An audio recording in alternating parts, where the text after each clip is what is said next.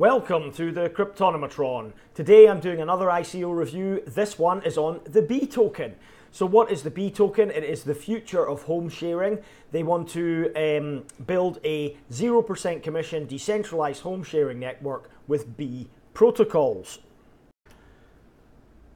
Furthermore, they are a seasoned team of former employees from Google, Facebook, Uber and Civic, reimagining the sharing economy, and together they're going to build bnest and the B protocols on the Ethereum blockchain. Now, bnest is a home sharing platform for hosts to list their homes and for guests to find accommodations. bnest will reward the users with network incentives, commission-free transactions and security unrivaled in the home sharing industry. B protocols are the set of Ethereum smart contracts, providing the developers the tools to rapidly launch new decentralized apps by utilizing industry-proven B protocols. Developers can expect faster development cycles, reduced integration costs, and an existing user base. So the token will, of course, be the B token, and that will fuel the bnest platform and the B protocols. So the main reasons they want to achieve this are to allow 0% commissions, cutting out the middleman effectively. They want to align incentives amongst everybody using the ecosystem. They also want to ensure better security and also trust.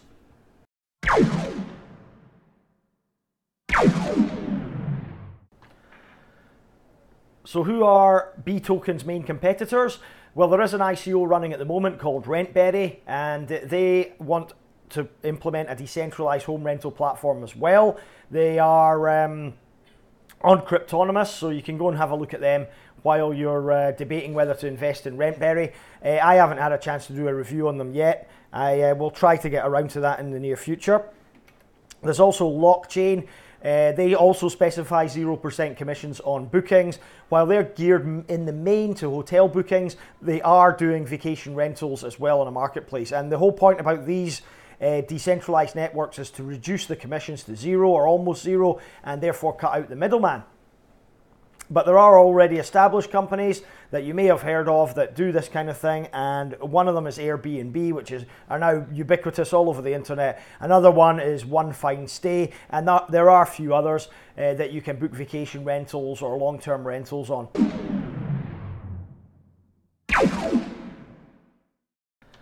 So the first problem they intend to solve is misaligned incentives. Now, if I can explain it to you this way, they use Uber as an example. Of course, the CEO of B token used to work with Uber, so it's quite an appropriate example. Basically, what happens is as your company expands or grows bigger, the incentives between the workers and the shareholders, for example, do not align, in that the company's always looking to make more money and doesn't really reward the people that work for them in the same manner. So as is in the case with Uber, the company's making a lot more money these days. Fares really haven't changed. They certainly haven't gone down, while drivers are actually earning less. So the other problem they intend to solve is transaction fees, platform fees, for example. On centralized sharing platforms, they charge a commission, which is incurred by both the hosts and the guests, and the platform fees are normally between 3% and 15%, which is quite a significant chunk. Then there's financial institutions, and they take a fee. Visa, MasterCard charge flat fees for managing the transactions. Then there are foreign transaction fees of around 3%, which they obviously are charged for changing money over borders, and then there are the currency conversion fees themselves, which is about 1%. The other issue that they want to solve is a lack of security and trust within the current centralized systems. So you know, you can effectively rent and use other people's properties without being checked out thoroughly. So that's another issue. And the last thing they want to solve is the lack of a transparent review system. Sometimes it's abused, sometimes it's used by hosts to boost up their own profile, and obviously that leads to some problems. People staying in accommodation as a good review when it's not really that good, I suppose, would be the biggest one.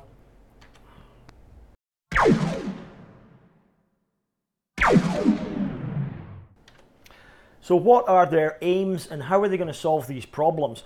Well, what they want to do is quite simple. As I explained earlier, they want to have the first decentralized home sharing network built on top of a set of B protocols, they call them, that connect hosts with guests without taking any commissions. The BNest DApp and the B protocols are powered by the ERC20 utility token called the B token. The B protocols are an open Ethereum protocol that can power other future sharing economy dApps. These protocols provide the BNest network with three essential systems. One, a secure payment system that allows two authenticated peer-to-peer entities to send and receive money that gets held in B tokens until after a successful exchange of services between the two entities. Number two, a decentralized arbitration system that resolves user disputes through proof of judging, providing positive incentives to grow a network of genuine arbiters and negative incentives to deter scammers. And then number three, a reputation system that couples a valid identity, which is obtained by a trusted digital fingerprint protocol on the Ethereum blockchain with a rating determined by transparent, immutable review and scoring interchange between peer-to-peer entities such as guests and hosts. Now, it's all in the white paper. You can read the white paper. I always advise that you do when you're looking at a new project, especially an ICO, one that's maybe not that familiar. So how exactly are they going to deal with the problems that we discussed? Well, with the decentralization, BNest is able to disrupt the currently available sharing economy model. Tokenization creates benefits for early adopters and token holders, and that aligns the user incentives towards further growth of the B network. So misaligned incentives can be overcome using a tokenized ecosystem. By lowering transaction fees, that's quite easy. They are simply charging 0% commissions because using the decentralized network, they cut out the middleman. To increase security and trust, users will have to first sign up and go through a basic KYC, know your customer process to ensure users are real and authenticated, and BNest can seamlessly integrate with third-party authentication platforms that correlate identities with a weighted reputation score on the B reputation protocol. And as you can see there, they will have a score, so the higher you are, the more features you'll be able to use and the higher your reputation will be. And finally, to ensure transparent reviews,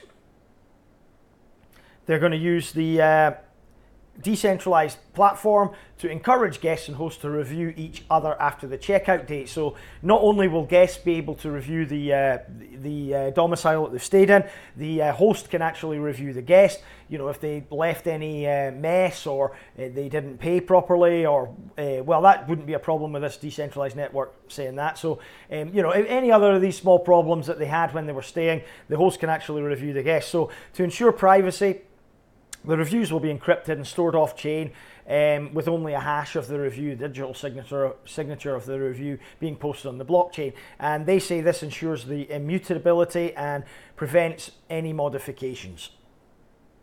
So the reviews will be completely transparent.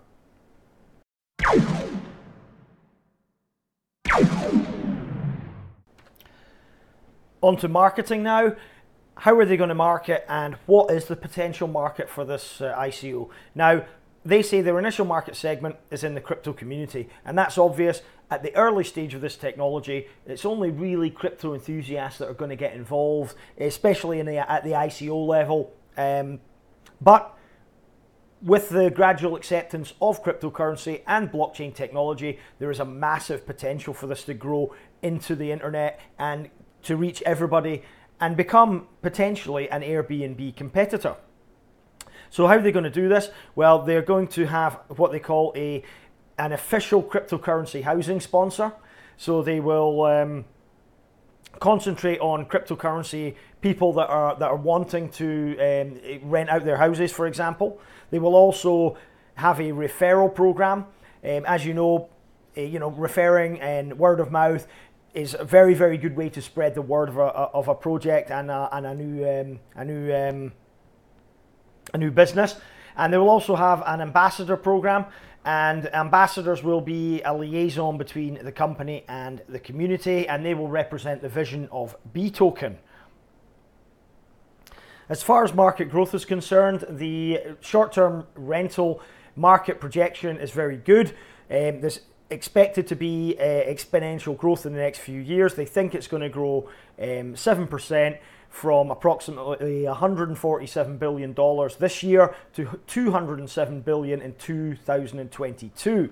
And they say that applicable short-time rentals are properties that are either currently used or will be used, and they base this on publicly available Airbnb data, and they model it to be on top of the short-term market rental projections. They reckon that this market will grow from 25 billion this year to 82 billion in 2022.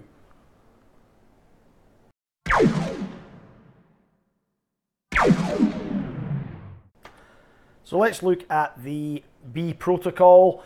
This is an example model of the B protocol. So we have the B nest. So B nest will first of all check the reputation of the user before allowing any payments.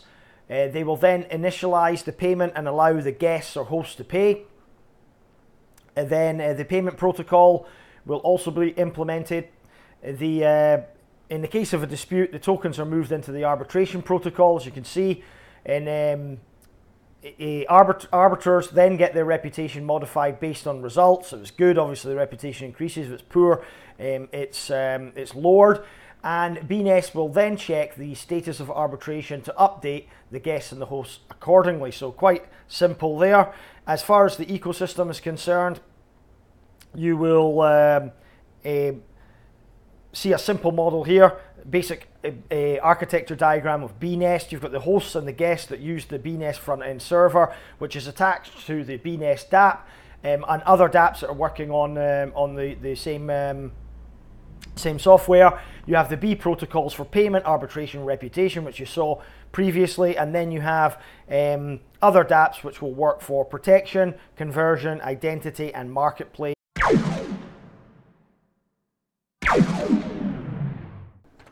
So let's take a closer look at the tech, and first of all we'll look closely at the B protocols. Now the first one is the payment system, and that obviously allows demand entities to pay, so the guest can pay the host, for example, for the booking, and this will basically be done by a dApp that allows the payments to take place on a smart contract, and when the checkout date arrives and no conflicts arrive, then the contract dispatches the tokens or sends the tokens to the appropriate addresses, such as the host's address. So it's a sort of escrow, if you like, making sure that payments are only received by the host once everything's completed. The other problem is obviously arbitration. If there's a problem, say for example the guests stay in a domicile that they didn't think was advertised correctly or not up to scratch, then you have to have an arbitration system. So this means that you need a separate protocol for this, and this will in effect be a dispute resolution process, and the payment contract, smart contract for the payment, will send the funds to the arbitration protocol, and supply and demand entities, the guest and host, must take a flat arbitration fee to create an arbitration contract. So arbiters can sign up on BNest to join the arbiter pool by staking tokens to the arbitration protocol. So you effectively can stake your tokens, become an arbiter, and then make your decisions accordingly. You will also have a reputation score as well, so you can't really cheat the system. So if you're making the wrong decisions, your score will decrease and you'll be used less. So in effect, the whole blockchain is a meritocracy, not only for the guests and the hosts to act accordingly, and it also affects the arbiters as well. If they get a bad reputation, then they won't be used. And as we can see, there's a quick model of the dispute resolution. The host says that the guest broke the lamp, so the host puts in a dispute. The money goes into the arbitration pool or arbitration protocol. and the host and the guest both pay the cost of the arbitration. Evidence is then provided. The dispute is then escalated to a pool of at least 5 arbiters, so you're not going to be doing it on your own. You're going to have a few to give a balanced viewpoint. Then the arbiters cast a vote, and they decide whether the guest is at fault. There is a percentage there. Is the guest at fault 100%? Could there be, is there ambiguity there? You can vote for less. And then the arbitration results are issued, and the result will determine the percentage of the deposit paid to the guest or the host. So there will be a reputation protocol, and this will basically be allowing this to become a meritocracy. So good reputations will be rewarded, and poor reputations will be, in effect, punished or looked over for people with better reputations. Now, everybody gets a reputation. The guests get one, a host gets one, the arbiter gets one, buyers and sellers on marketplaces get one as well. The reputation score is an integer between 0 and 100, and the protocol will keep track of the scores for the entity and is continuously updating the score in multiple marketplaces for multiple different uses. BNest updates the reputation score based on how hosts and guests act on the platform. Good hosts with high reviews and no cancellations have higher scores than those with lower reviews and many cancellations. In addition to the score, BNest also adds a hash of the review provided for the guest and host entities as explanation whenever the reputation score is updated.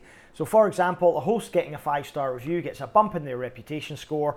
BNest can use the reputation score later on to determine the order by which listings display. So again, as I mentioned, it's a meritocracy, so good hosts will have their properties displayed first.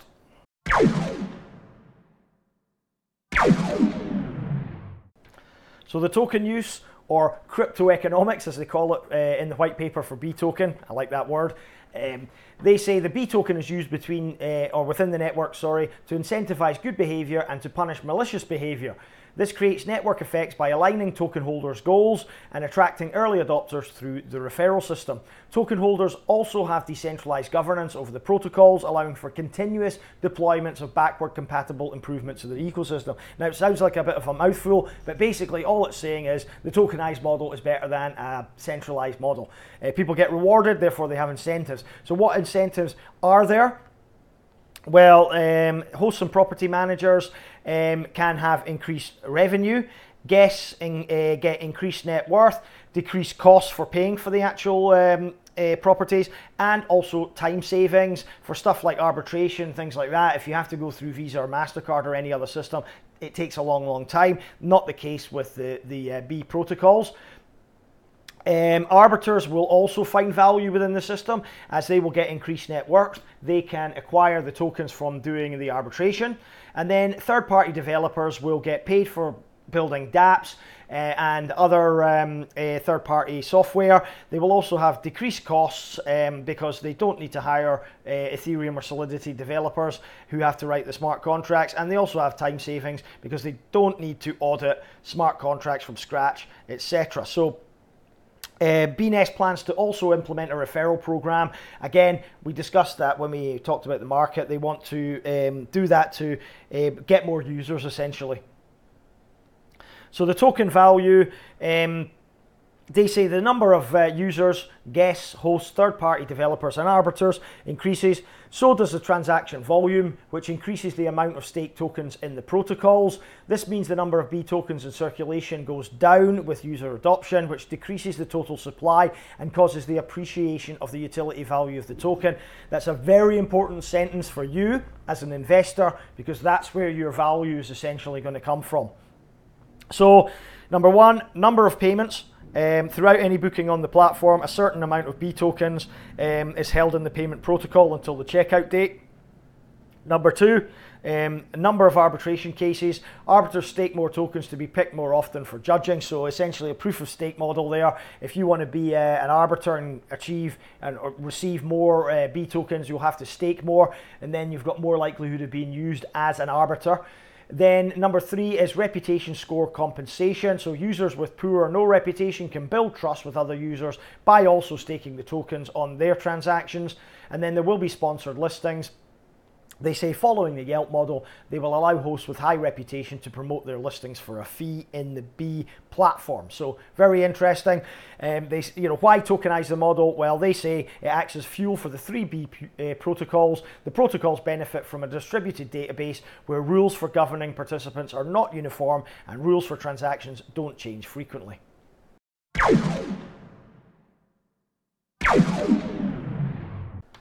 Let's now look at the token sale. There will be a total supply of 500 million B tokens. The target token sale amount is $15 million, and they will be split into the following percentages. 25% will be held in company reserve, 15% for team and advisors, 30% for the public offering only, and 30% for community reserve. So the B token team will be on a 2-year vesting schedule. After 6-month cliff, the team will receive a quarter of their allocation, and then every month thereafter, a 24th of their allocation until the 2-year period is up. Now this is good. It allows the tokens to come onto the market gradually, and we don't have big dumps from the team with a lot of tokens.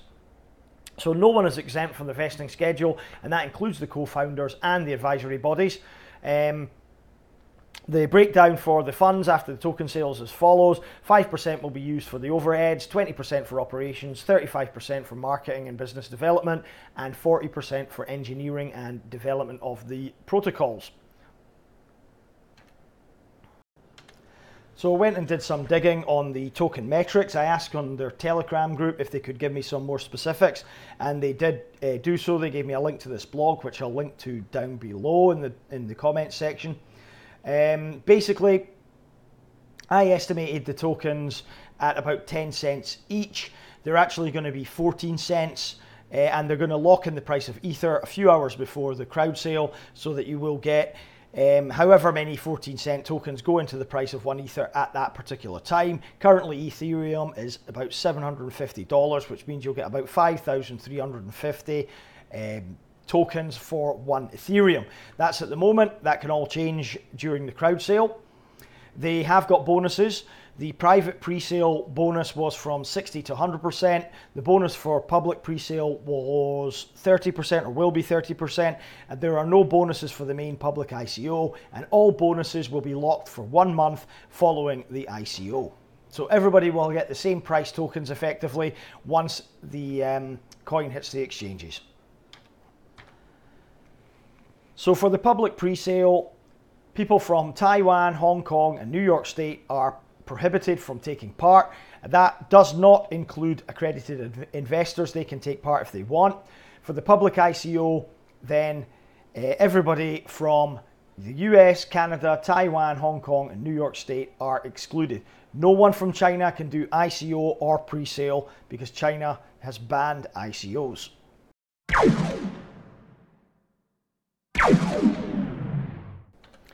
So there will be a bounty campaign. The allocation of the tokens for the campaign will be as follows. For Twitter, there will be 340,000 Bs.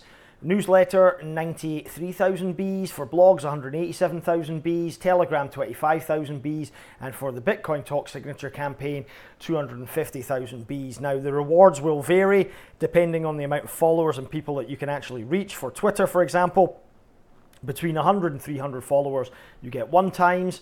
For 301 to 1,000 followers, you get 1.5 times, and so on and so forth. So there are rules. You have to register.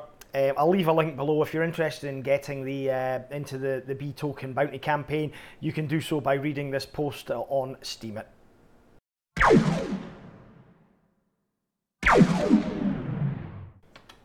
So a quick look at the roadmap. Q3 to Q4 this year, 2017, they have completed the white paper and they have done private alpha testing on the testnet. Q1, Q2 next year, 2018, they will have the BNest Alpha live in San Francisco. They will also launch the B protocols on the testnet. Q3, Q4 2018, they will launch the B protocols on the mainnet, and they will onboard 2 to 5 dApps on the B protocol. In 2019 going forward, they will expand up to 5 other US cities and onboard 5 to 10 dApps on the B protocol. And then 2020 onwards, they will target London, Korea, Singapore, and they will have the B protocol as the golden standard of sharing protocols.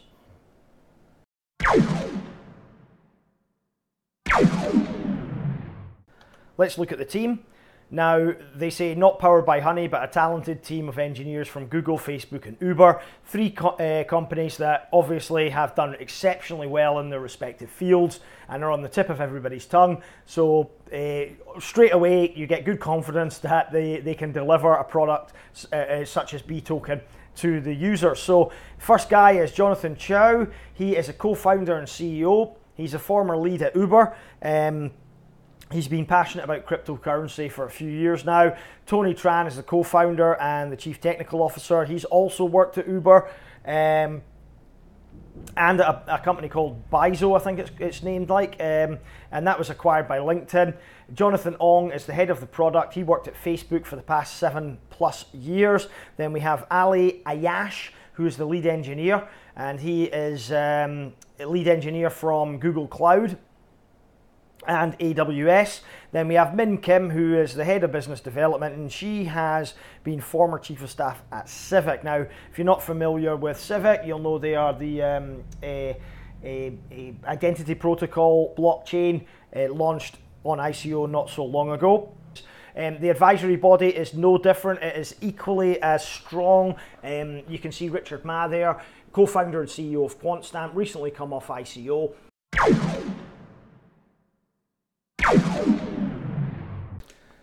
B token have several partners. The first of is ZeroChain, and ZeroChain are a high-speed, zero-cost cloud that allows decentralized apps like the B token to move off its chain code and store the data to ZeroChain's free decentralized blockchain. They're also partnered with Connext. Connext is a payment processor API for Ethereum apps. They help dApp developers take payments with credit cards so they can expand their target market from Ethereum-savvy users to the mainstream consumer market. They're partnered also with Request Network. Request Network protocol, they say, is a crucial component to their business model for customers to request payments from possible renters in the BNest platform. They are also partnered with Rentivo. Rentivo is a vacation retail marketing and management software company, and they're going to provide the B token with much needed visibility within the travel and tourism industry, and also provide inventory while incorporating the B token into their platform. They're also partnered with Origin, and the Origin protocol enables buyers and sellers of fractional use goods and services, for example, short-term rentals that B token want to market, to create and transact in a completely distributed way using Ethereum and IPFS.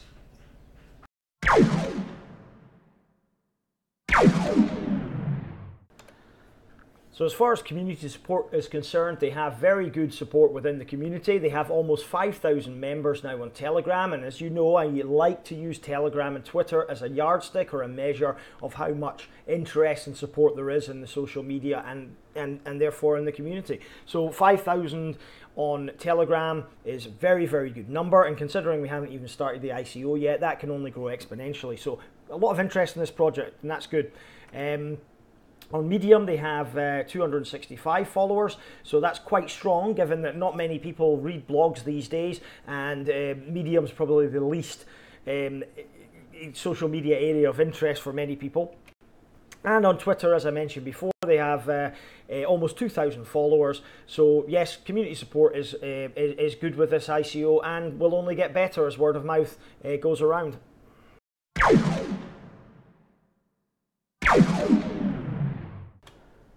So, on to the verdict.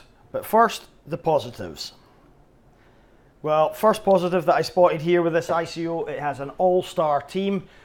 People that work for Google, Uber, Facebook, other such companies in the similar capacities in lead roles that this team has can only be considered all-star, and that extends to the advisory body. Richard Ma from QuantStamp, certainly an MVP to have on your team, and it looks as if they will not fail to implement this project. The team is certainly capable.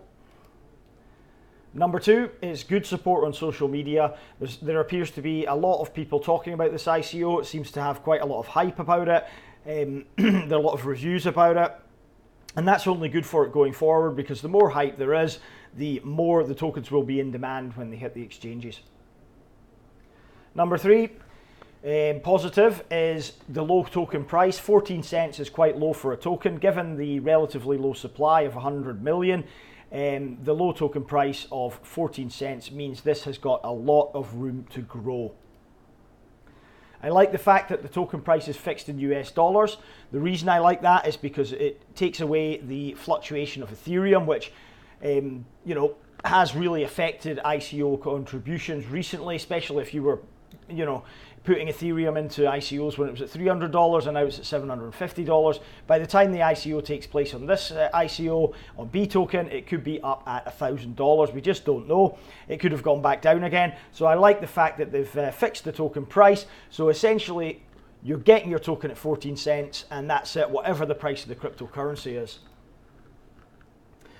I mentioned before that it has a relatively low supply, and that will also be conducive to a low market cap, which means good growth even at 14 cents per token.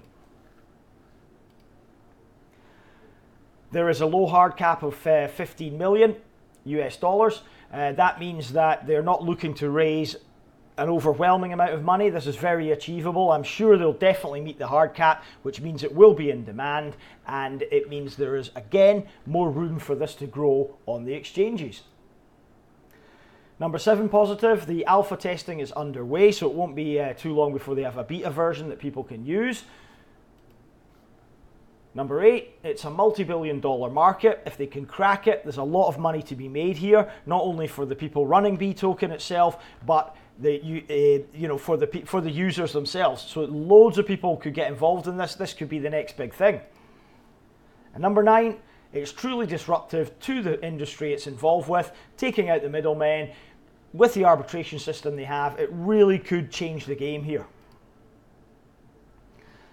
As ever, there are negatives, but there's only a few with this ICO. 1, high bonuses for pre-sale participants. I think 60 to 100% bonus for private pre-sale is just too much. I'm sorry. I don't believe that people that are contributing large amounts of money deserve to be rewarded in such a manner. Cryptocurrency is about giving freedom, financial freedom back to the masses, and giving rich people the opportunity to get even more rich really isn't on as far as I'm concerned. Number 2, competition is stiff in this industry. As I demonstrated earlier, they have competition in the form of Rentberry and Blockchain, and there will be others that want to reduce the commissions or eliminate the commissions completely from the rental industry. So they're going to have their work cut out. Will they come up on top of the pile? We'll have to wait and see. But also, there's a lot of competition in the centralized marketplace as well, in that Airbnb, they're not just going to lie down, roll over when the blockchain comes along. They're going to fight tooth and nail to keep their segment. So it's going to be very, very difficult for a B token to establish themselves. Can they do it? Most certainly they can, but will they do it? We need to wait and see. Number 3, they have a long roadmap to implementation. So we will only really start to see implementation in one city in 2018, and then expansion in 2019 onwards to 2020, which in my opinion is too long for an implementation. They should really be implementing in Q1, Q2 2018. But of course, I know they've got a lot of work to do. I'm being a bit hard on them, but I like to see things being implemented a lot quicker than 2 or 3 years down the road. Number 4, it's a negative, but we have to take it into account. The ICO is popular, will be popular, and it possibly will be oversubscribed. And that means that you might not get in the ICO stage. So you might well do your whitelisting, well do your KYC, your know your customer, and then still not manage to get any tokens at the ICO stage. So that's a negative for me, but it also has positives, as the demand will still be there when the token hits the exchanges. So the final verdict on this ICO, Well, I'm buzzing for it. I don't know about you. I like the setup. I think the delivery is very polished. I like the team, as I mentioned. They have a good concept. I like the way they're going to deal with arbitration. I like the way that the token rewards within the ecosystem are distributed, the reputation system. The technical white paper is very good. As I say, I like this. I'm going to give it 4 out of 5 stars. It fits most of my criteria for a good investment on ICO. And I probably will be investing. Obviously, I'll need to wait nearer the time. The pre-sale is too much for me. I don't have 50 Ether on the hip to just drop into this at the moment. So I'm going to wait until the ICO main sale. And I will whitelist myself and get onto this because I don't want to miss this if I've got some funds freed up by then. So as ever, I hope you enjoyed this review. If you did, please like, please subscribe. Let's help the channel grow. And thanks for watching. I'm not a financial advisor. I've got to say this at the end of every video. You're probably getting bored of it, but I'm not a financial advisor. This is just my opinion. This isn't financial advice, guys. You've got to do your own research, do your own due diligence, and always invest wisely and always invest cautiously and never invest more than you can afford to lose. Please, this is very important. Don't take my word for it. Go and have a look at this yourself.